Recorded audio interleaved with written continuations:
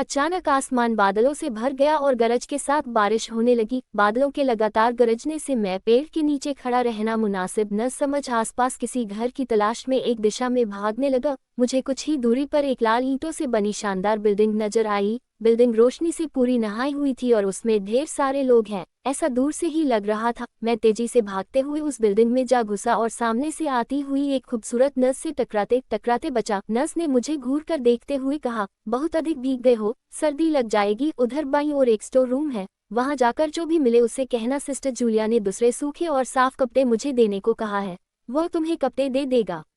मैं हक्का बक्का मुंह फाड़े सिस्टर जूलिया को देखता रहा। मुझे एकदम से यह समझ नहीं आया कि मैं क्या करूं। मेरी स्थिति देखकर सिस्टर जूलिया खिलखिलाकर हंस पड़ी और बोली, पहले तो तुम अपना मुंह बंद करो वरना मुंह में मच्छर घुस जाएंगे, और अब जाकर वीसा ही करो जैसा मैंने कहा है। मैं हल्के से हाँक में सर हिला सिस्टर की बताई दिशा में जाने को मुड़ गया। अभी कुछ ही 10 कदम ही चला होऊंगा कि मेरे कंधे पर किसी ने हाथ रखा। मैं चौंक कर पीछे मुड़ा और अपने सामने आर्मी की वर्दी में एक युवक को खड़ा मुस्कुराता पाया। मेरे चेहरे पर आश्चर्य का बादल अपना घर बना चुका था, जिसे देखते ही उस युवक को हंसी आ गई। उसने धीमे किंतु दृढ़ स्वर में कहा, मैं कैप्टन विनोद हूँ और यह हमारे देश की आर्मी का हॉस्पिटल है। कैप्टन विनोद की बातों ने मुझे आश्वस्त किया। मैं अब धीरे धीरे सामान्य हो गया और मैंने कैप्टन विनोद को सिस्टर जूलिया की कही बातें बताई। सुनकर कैप्टन विनोद के चेहरे पर रहस्यमयी मुस्कान फैल गई और वे बोले, तो सिस्टर जूलिया से भी मिल चुके? जी, क्या मतलब है आपका? कुछ नहीं, चलो मैं तुम्हें सूखे कपड़े देता हूँ, चेंज कर लो, नहीं तो सच में सर्दी लग जाएगी। और मैं कैप्टन विनोद के पीछे पीछे एक बड़े से कमरे में पहुंच गया। कमरे के चारों ओर हरे रंग के पर्दे लगे हुए थे। एक और एक बड़ा सा बेड पड़ा हुआ था और उसके सामने एक सोफा था। बीच में एक टेबल था जिस पर 2 ग्लास, एक बड़ी बोतल ब्रांडी की और 1 या 2 पत्रिकाएं पड़ी हुई थी। कमरे के एक कोने में एक बड़ी सी अलमारी थी जिसमें से कैप्टन विनोद ने एक आसमानी रंग का कुर्ता पायजामा निकालकर मुझे दिया और कमरे से लगे बाथरूम की ओर इशारा किया। मैं बाथरूम से कपड़े चेंज कर जैसे ही निकलने लगा, मेरी नज़र बाथरूम की एक दीवार पर पड़ी। वह खून के छींटों से भारी हुई थी। यह देखकर मैं घबरा गया और जल्दी से बाहर निकलने को मुड़ा कि बाथरूम में लगे आईने में खुद को ही देखकर चौंक गया।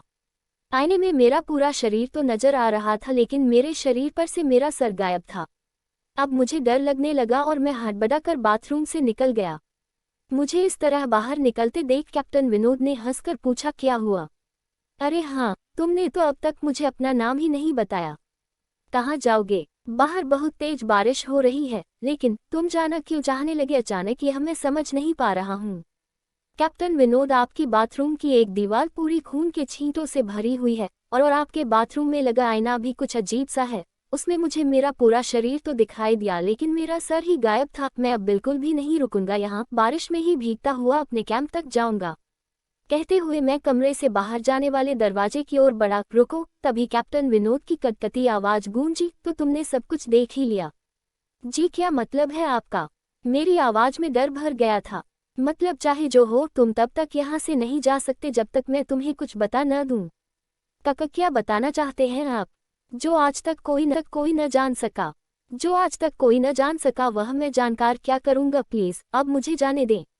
मैं डर से रुआंसा हो गया। नहीं, बिल्कुल भी नहीं, और तुम्हें मुझसे डरने की भी कोई जरूरत नहीं। सैनिक सबकी रक्षा के लिए होते हैं, मैं भी तुम्हारी सुरक्षा ही कर रहा हूँ।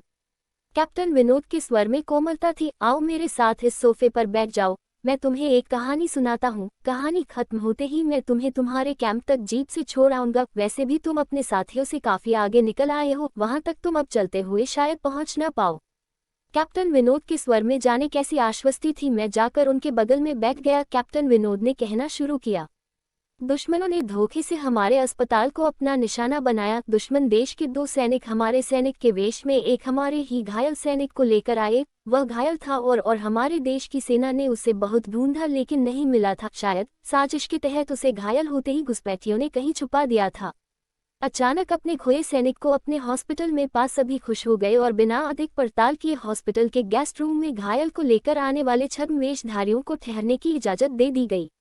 अभी उस सैनिक का इलाज चल ही रहा था कि जोरों का ब्लास्ट हुआ और पूरा हॉस्पिटल एक पल में खंडहर में तब्दील हो गया। लेकिन हॉस्पिटल तो अपनी शानदार स्थिति में खड़ा है।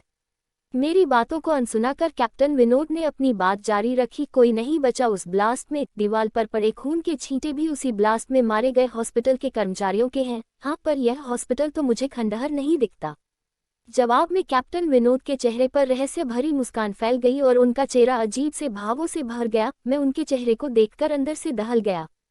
फिर भी मैंने हिम्मत कर पूछा, आप उस ब्लास्ट में बच कैसे गए?